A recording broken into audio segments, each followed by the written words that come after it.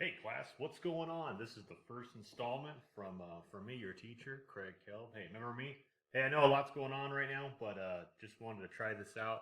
I have been having technical difficulties, but bear with me. This is the first one, and we'll get better from here out. All right. So we left off talking about charging systems and starting systems, and a little bit of chassis electronics. Now we're going to go into ignition systems. One of my favorites. I love electronics. Ignition systems were one of the first things that I really understood on the car. One of the first things I diagnosed on my own was a faulty ignition coil. So we're going to go through the system and talk about how it's evolved and what it looks like today. So let's get going. So way back in the day, 100 years ago or so, we have things called points and condenser type ignition systems. And again, we'll go over this in more detail later, but just overview right now. And then we went on to, in the 70s, sometimes electronic ignition, which replaced those points and condensers. And then we went to a distributorless ignition system.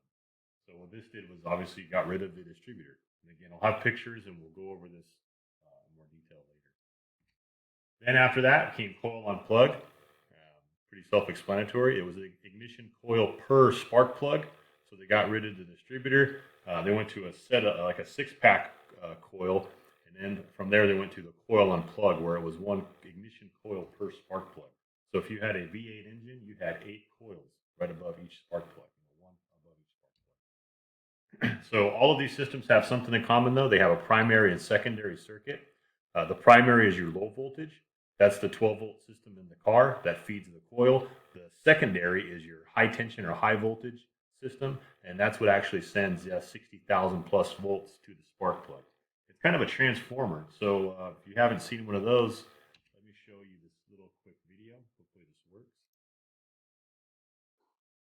So here you're going to have somebody pick up. This is through what's called magnetic induction. So you're going to plug this in right here.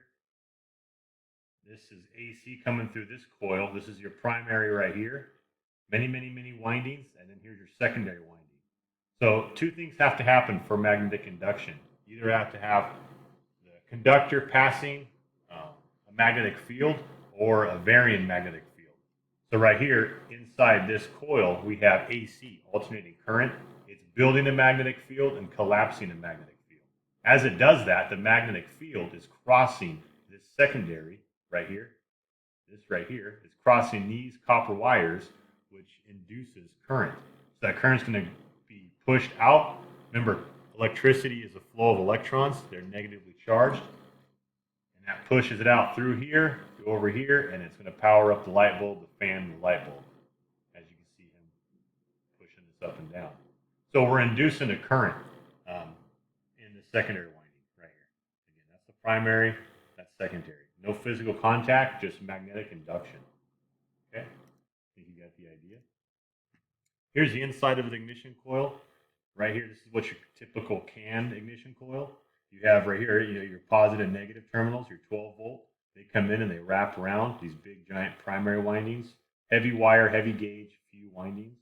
And then inside there is your secondary. These are many coils, thin wire, and it's going to share a negative ground that comes out through this top tower right here. This is what goes to the distributor in this system to be distributed to the cylinder that needs the spark. And again, what's going to happen is to power this, it builds a magnetic field on this primary, these big outer ones.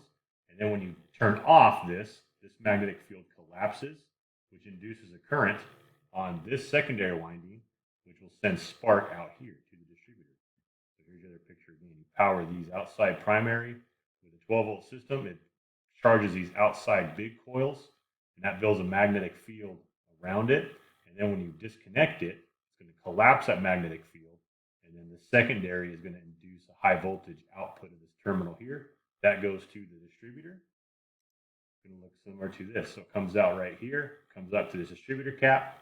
Inside the distributor, there's a rotor, and it rotates around, and at just the right time, it's all mechanically timed. It's going to send spark out this wire to the appropriate spark plug and appropriate cylinder at the appropriate time. So again, pretty cool system.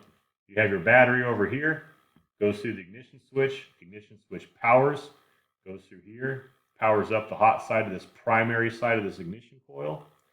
the big wires wrap around here, and it goes through this ground side, comes down here to these points. This is what's inside the distributor. And these points open and close based on this cam right here that rotates around. Now this engine's a 4-cylinder, 1, 2, 3, 4 high spots. And every time that high spot pushes on this breaker point, it opens up that contact.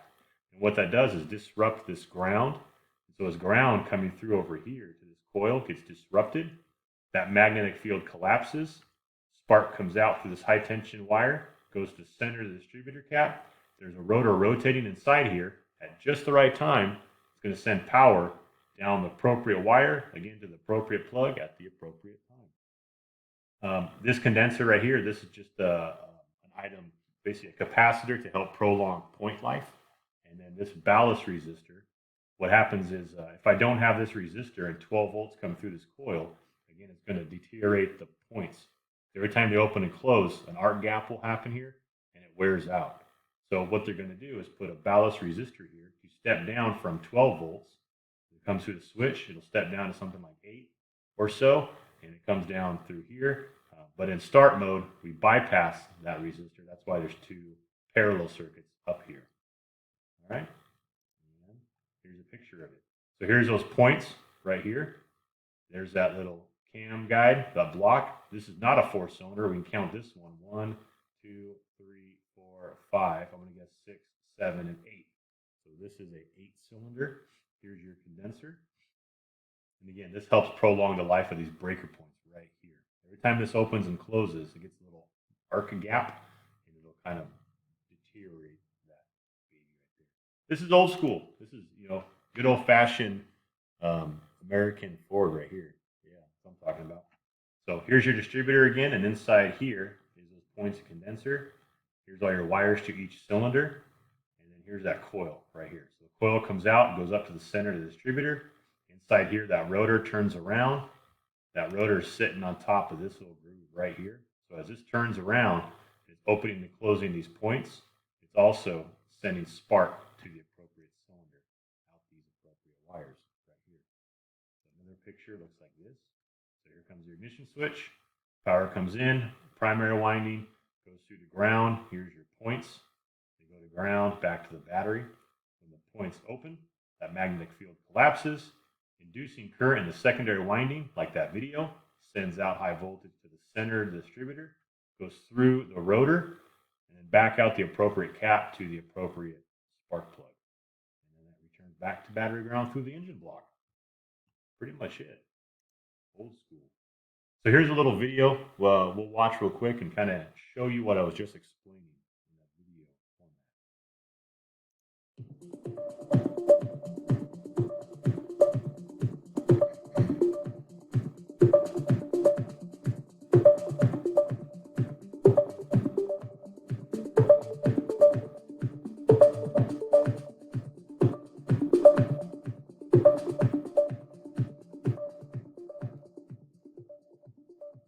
There's your ignition switch.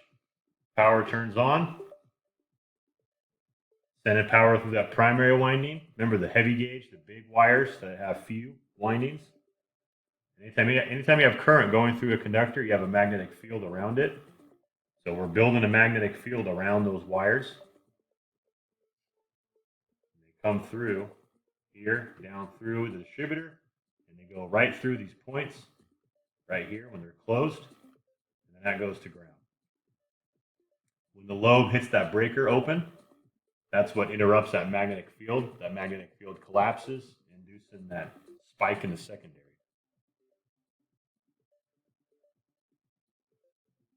This is a 4-cylinder. And again, that rotor will be right on top of this. And all this is linked to the camshaft. So remember we talked about overhead valve engines? That's what this is. This is right off that. It's geared to the camshaft.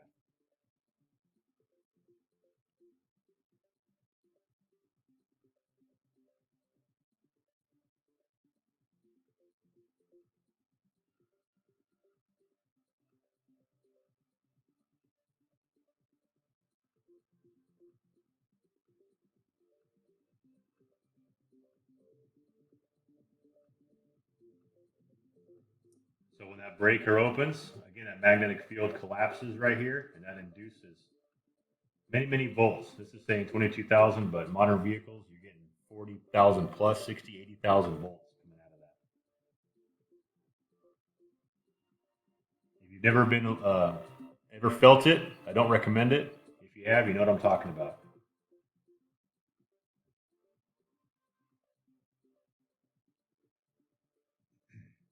So that high voltage end comes out, goes to the center of the cap, the distributor cap. Inside there, that rotor is spinning on that same rotor the points are running on, and then it sends power at just the right time. His animation shows constant power here, which is not true. It'll come out right there, and it shoots right across at the exact time. Everything's mechanically timed, electronically timed. It's got to be perfect right through there.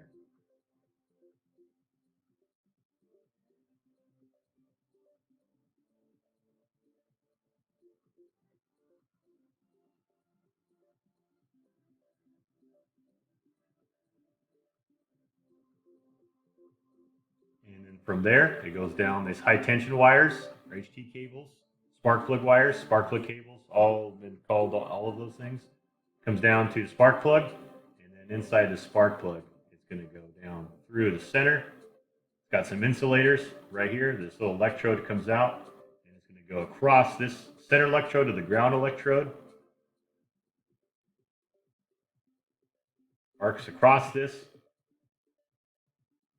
goes to this ground through the threads and back to the engine block, back to the battery negative, completing the circuit. And that spark in there is what ignites that air-fuel mixture in the combustion chamber. And we'll talk about spark plugs in a little bit too.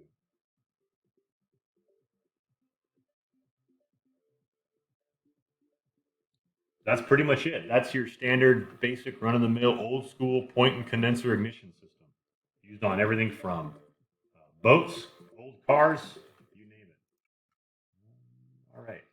So I think right there, I'm going to stop this first installment, and then we'll pick up on part 2 with electronic ignition. All right. See you then.